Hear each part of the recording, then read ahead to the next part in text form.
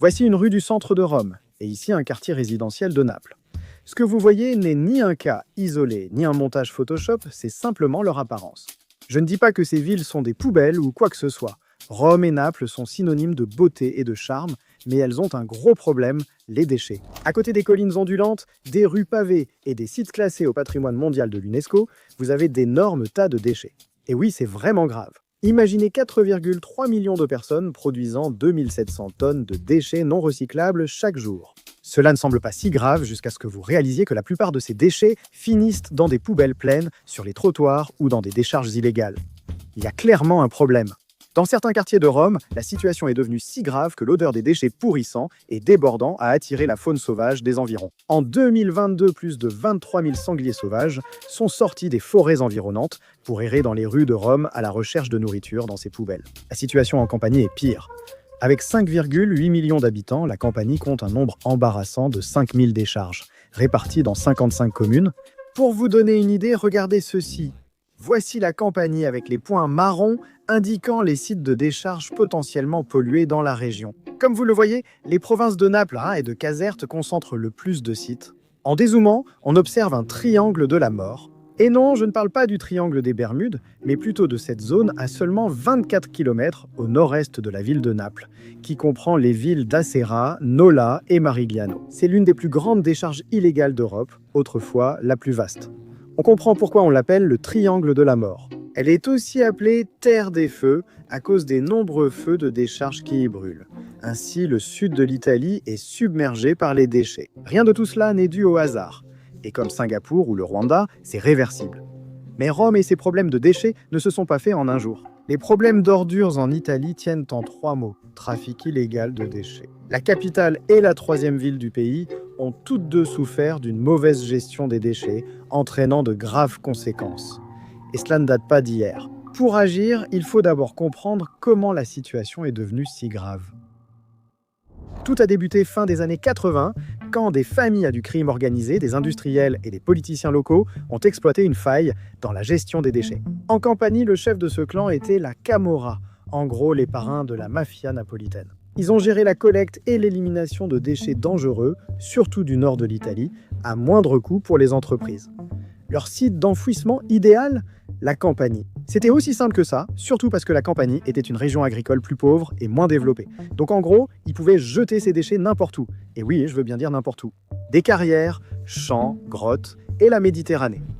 L'opération a pris telle ampleur que des déchets d'autres pays européens arrivaient ici à moindre coût. Éliminer correctement les déchets toxiques coûte entre 21 et 62 centimes le kilo, alors que la mafia les fait disparaître pour seulement 9 à 10 centimes. Payer la taxe à la mafia permet d'éviter les soucis administratifs grâce à quelques postes de vin. Ils utilisaient aussi l'argent pour affaiblir et désorganiser les sites officiels de traitement des déchets toxiques, recourant aux tactiques mafieuses comme l'intimidation et les incendies accidentels. La collecte des ordures rapporte plus que le trafic de drogue, les mafieux italiens gagnant entre 8 et 16 milliards d'euros par an. Mais ce paradis pour la mafia ne pouvait durer éternellement, et en 1994, la situation a basculé. Le gouvernement de la Campanie a tenté de réagir en déclarant l'état d'urgence et en nommant un commissaire extraordinaire pour l'urgence des déchets afin d'élaborer un plan de gestion. Plusieurs commissaires et quelques lois bien intentionnées visant à criminaliser l'incinération des déchets et les relations avec la mafia se sont succédés.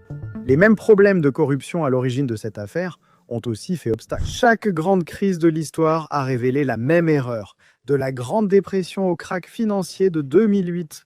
Les gens n'ont pas perdu d'argent par manque, mais parce qu'ils ont tout investi au même endroit. Je vais vous parler de Mintos. Diversifiez vos investissements, bénéficiez d'un revenu passif quotidien prévisible et recevez jusqu'à 350 € de bonus. Avec Mintos, vous prêtez de l'argent à des entreprises ou particuliers et touchez des intérêts fixes. Sur la plateforme Mintos, tout est très simple. Et le rendement attendu pour chaque prêt est fixé à l'avance sur la plateforme. Vous pouvez filtrer les prêts selon le rendement que vous souhaitez, le niveau de risque que vous êtes prêt à prendre, l'horizon de temps pour récupérer votre argent, le pays dans lequel vous voulez investir, et même la devise. Mintos offre aussi des portefeuilles automatisés, évitant la surveillance continue grâce au réinvestissement automatique de vos rendements. Avec Mintos, le rendement moyen des prêts est d'environ 11%. Mintos est en activité depuis 2014, compte plus de 600 000 utilisateurs et est réglementé dans l'Union européenne sous MIFID. Et comme vous venez par ma chaîne, vous bénéficierez d'un bonus exclusif allant jusqu'à 350 € à partir d'un investissement de 500 €.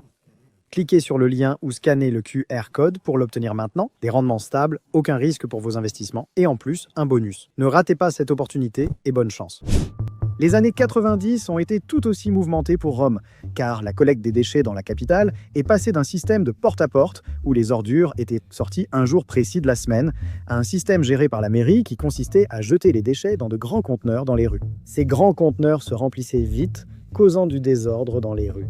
Ajoutez à cela des dépôts excessifs, surtout de la part des entreprises, le manque de conteneurs durant cette transition et des collectes désorganisées, et vous obtenez le désordre actuel. Mais la catastrophe des déchets en Italie ne concerne pas seulement des citoyens frustrés, une mafia incontrôlable et un gouvernement réticent.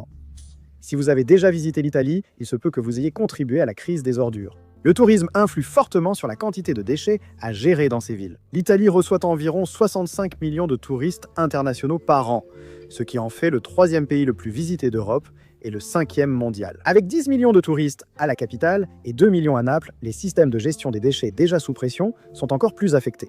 Pour commencer, les touristes sont moins susceptibles de jeter correctement leurs déchets lorsqu'ils visitent les principales attractions. Et les habitants se sont plaints des mégots de cigarettes, des bouteilles de bière et des emballages alimentaires jetés près de sites comme la fontaine de Trévi. Les touristes accroissent aussi les déchets produits dans les restaurants, hôtels et commerces locaux. Avec un système déjà saturé, les bennes débordent encore plus vite chez ses propriétaires. De plus, la décharge de Malagrotta, alors la plus grande d'Europe et principal site d'élimination des déchets de Rome, a fermé en 2013 pour avoir contaminé la nappe phréatique et violé les normes de l'Union européenne. Cela signifie que les déchets des habitants et visiteurs avaient très peu d'endroits où aller.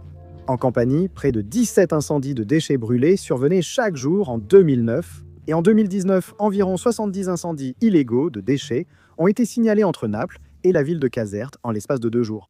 En examinant les dégâts, l'ONG italienne Legambiente a estimé que de 1992 à 2014 de 410 000 camions transportant des déchets du nord de l'Italie et de la Grande Europe ont fait de la Campanie leur site de décharge. 10 millions de tonnes de déchets toxiques ont été brûlés et dispersés dans le sud.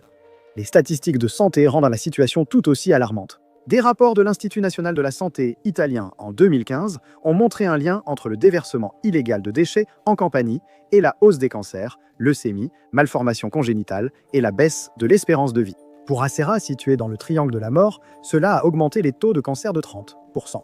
Comment le sud de l'Italie peut-il sortir de ce bourbier semblable à une décharge? Eh bien, voici l'incinérateur de Santa Palomba, une installation de traitement des déchets ultramoderne qui couvrira 10 acres et transformera 600 000 tonnes de déchets en énergie. Les quartiers italiens peuvent désormais être alimentés par ce qui les submergeait autrefois. Sa construction n'affecterait pas les fonds publics et réduirait les frais de collecte des ordures pour les Romains, qui paient parmi les taxes de ramassage les plus élevées au monde.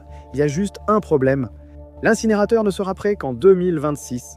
Pourtant, d'autres options existaient et Rome n'avait pas à chercher loin. C'est là que les Pays-Bas interviennent. L'Italie ne peut résoudre ce problème seule, mais les déchets d'une ville profitent à une autre. En avril 2023, Rome a commencé à exporter 900 tonnes de déchets par semaine à Amsterdam.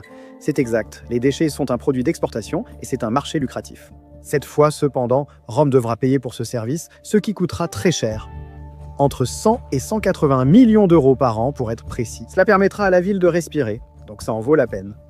Les déchets seront emballés et transportés dans 16 wagons jusqu'à Amsterdam, à 1000 km. Les 900 tonnes ne suffisent pas aux 1200 tonnes requises pour restaurer les rues de Rome à temps, mais c'est un début. Et malgré tout cela, Rome parvient tout de même à recycler environ 43% de ses déchets totaux, ce qui reste nettement inférieur à la moyenne nationale de 63%, mais cela aidera. Une fois que les déchets arrivent à destination, ils seront traités dans un incinérateur qui transforme les déchets en énergie et contribuera à chauffer 30 000 foyers dans la ville. Avec ces plans, Rome et la Campanie mettront encore du temps à sortir de la catastrophe créée il y a des décennies. Mais ils semblent plus proches de l'objectif. Il reste cependant un énorme problème à résoudre, et c'est l'économie et le gouvernement de Rome. La vérité, c'est que même en envoyant beaucoup de déchets à Amsterdam ou en les incinérant dans une usine ultramoderne, rien ne changera du jour au lendemain. Un pays a besoin d'un gouvernement stable et de citoyens en sécurité pour prospérer grâce aux efforts conjoints des citoyens responsables et alliés de l'UE. Seul le temps dira si l'Italie sera plus propre ou si ce ne sont que des vœux pieux.